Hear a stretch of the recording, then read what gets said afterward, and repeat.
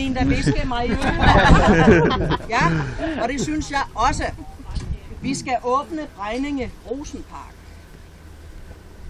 Endnu en begivenhed i den her aktive by. I går var vi nogen, der var til Shakespeare-forestillingen lige heroppe med naboen. Det var jo fantastisk.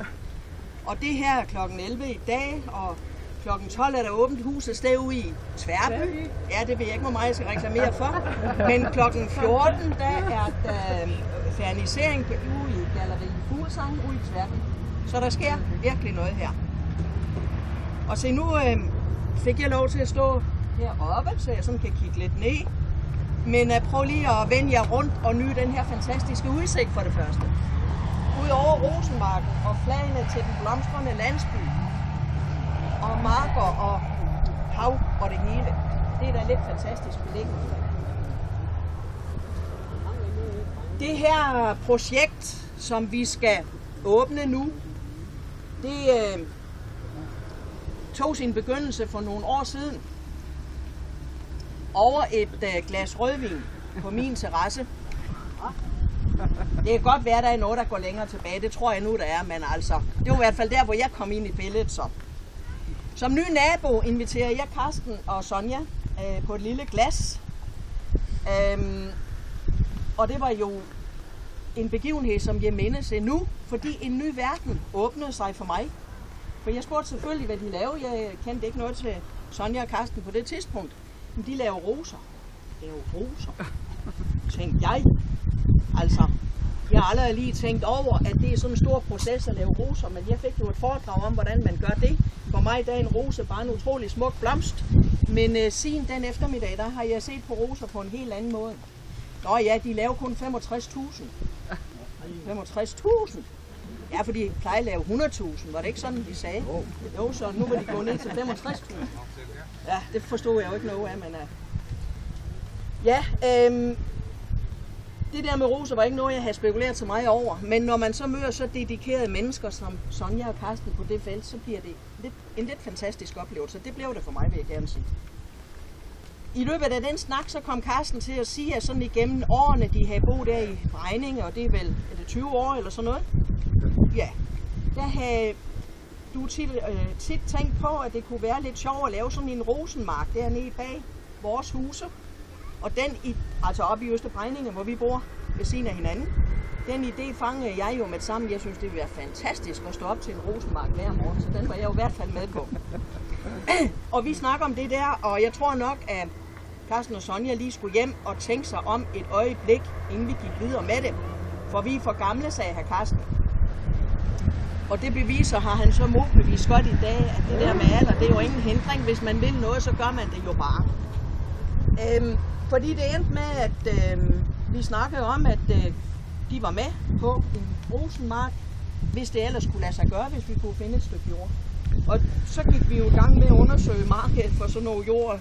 Og det viser sig jo ikke sådan at bare lige være noget, vi lige udpeger, at det kunne lige være fint der. Fordi der er jo noget med landbrugsstøtte, EU-tilskud og alt det der, og så bliver det jo lige pludselig besværligt. Så jeg måtte jo nok opgive at få rosenmarken lige bag mit hus. Men så når vi jo altså heroppe omkring Bregninge Mølle og Jens Peters jord, som vel er Christians jord i dag. Og så, jeg tror, Christian sagde noget i retning af, at hvis der er nogen, der vil lave en rosenmark, så bare gå i gang. Men Christian, han nøjes ikke bare med at sige det, han så også selv fat faktisk og stille sig til rådighed med redskaber og maskiner og manpower og hvad der nu ellers skal til.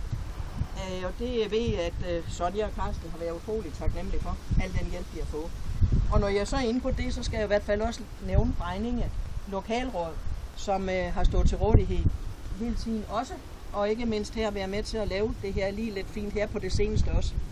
Så det tror jeg, at det har jeg hørt meget om fra Sonja og Karsten. Al den hjælp, de har fået til det. Så jeg synes, vi skal sige stor tak til Sonja og Karsten for, at de tog udfordringen op og begyndte at lave roser her på Ærø.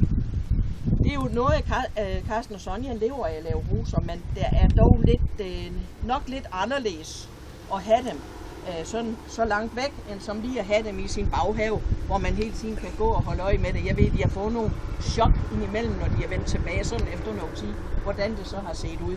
Så jeg håber virkelig, at I også får noget frivillig hjælp til at hjælpe med at gå og holde øje med, hvad der sker her. Det gør vi jo nok lidt alle sammen, men der er jo så lige nogen, der skal være lidt mere hjælp end andre. Ja, men så skal vi jo have åbnet Rosenparken med cirka 4.000 roser, så vidt jeg har læst i avisen. Og så omkring, ja, for det står faktisk i avisen i dag, så det er jo fint. Og der står 142 sorter.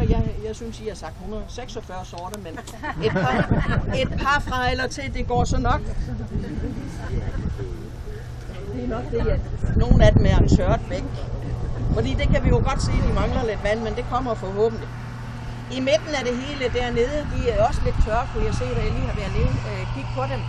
Der har vi jo bregning af blomstrende landsbyrose. Og det kan jo ikke være bedre. Faktisk så står jeg jo her er lidt stolt på byens, Bregninges og øens vegne over, at vi har fået sådan en ekstra attraktion til vores lille ø.